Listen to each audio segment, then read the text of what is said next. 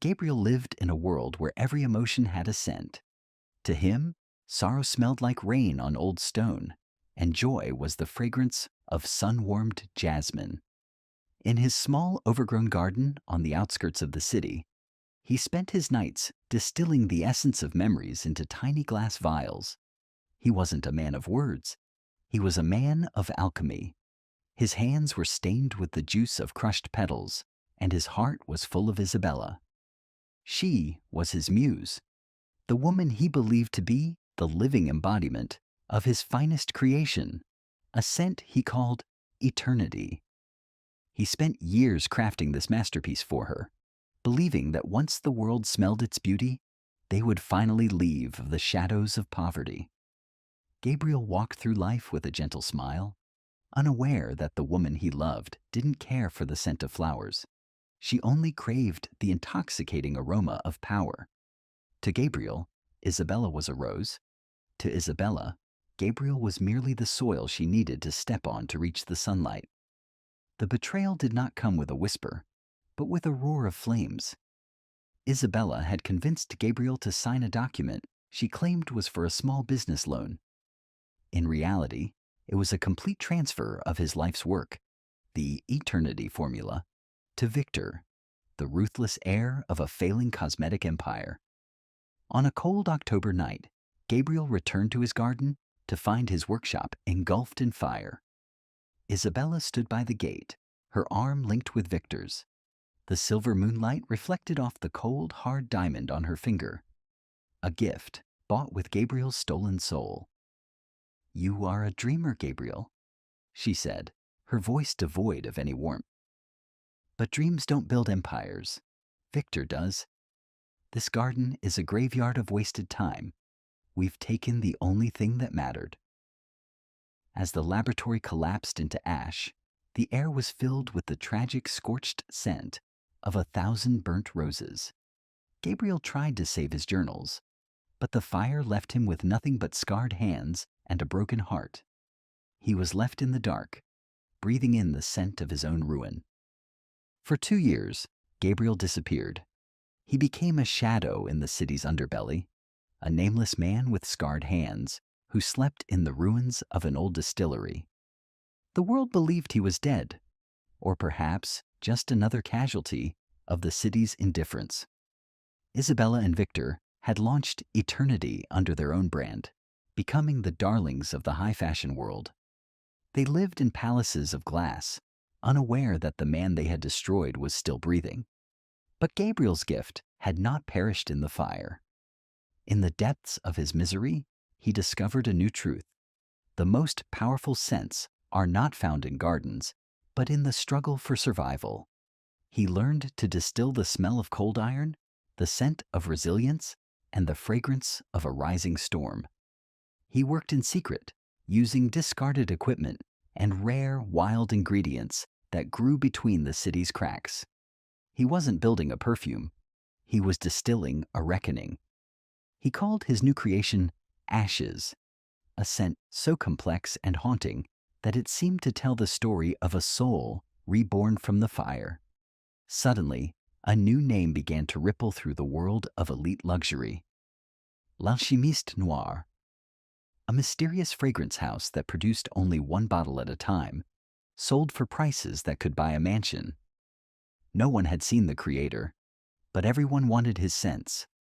The world's elite abandoned Isabella and Victor's synthetic, soulless products for the raw, haunting power of ashes. Within months, the mysterious house had become a global phenomenon, acquiring the very banks that held Isabella and Victor's mounting debts. Gabriel, now hidden behind the title of CEO, had used his wealth to quietly buy every piece of land and every patent the couple owned.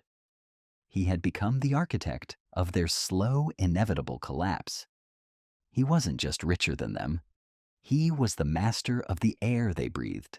Isabella and Victor, desperate to save their crumbling empire, begged for a meeting with the legendary alchemist. They had no idea that the man they had left for dead was now the man who held their lives in his scarred hands. The grand masquerade was held in the Hall of Mirrors, an event to celebrate the launch of the alchemist's newest creation, justice. Isabella and Victor arrived in borrowed finery, their faces masks of false confidence. They were there to beg for a partnership, unaware that they were stepping into a trap set years ago in a burning garden. The room was filled with the elite, but the air was dominated by a scent that made Isabella feel a cold shiver of recognition. It was the scent of the garden on the night of the fire, burnt wood and scorched roses. When the host finally stepped onto the balcony, he wore a mask of polished silver. He didn't say a word. He simply signaled for the lights to dim and a screen to descend. Images of the burning workshop, the stolen documents, and the original eternity formula appeared before the shocked guests. The room erupted in whispers as the truth of Isabella and Victor's theft was laid bare for the entire world to see. Gabriel stepped down from the balcony, removing his silver mask.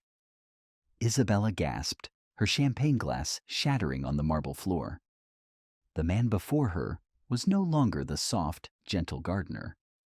He was a king of industry, his eyes as sharp as glass, and his presence commanding the very atmosphere of the room. "You told me dreams don't build empires, Isabella," Gabriel said, his voice a low, resonant hum that filled the silent hall.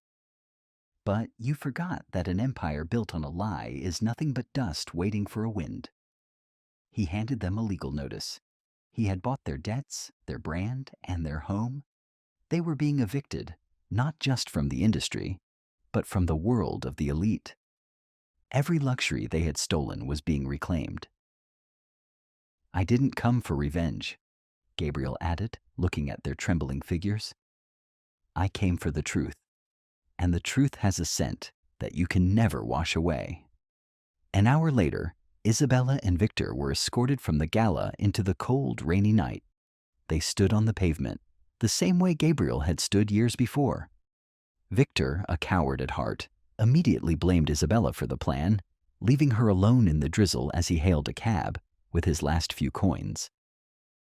Isabella stood in the shadow of the great hall, realizing she had lost everything: her wealth, her status, and the only man who had ever truly loved her. A black limousine pulled up beside her.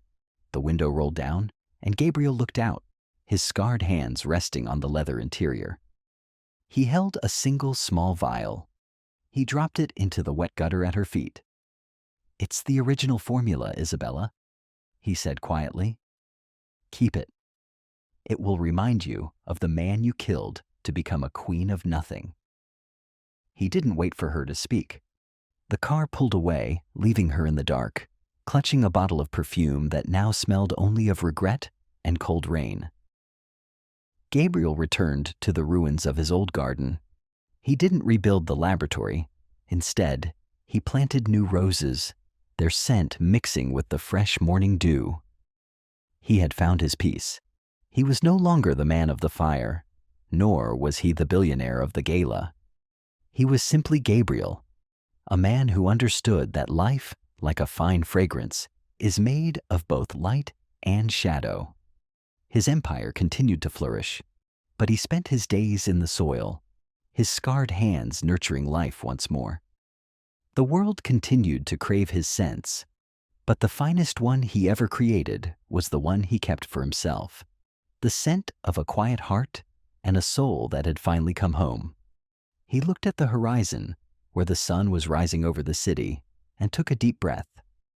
The scent of ashes was gone, replaced by the fragrant eternal promise of a new beginning.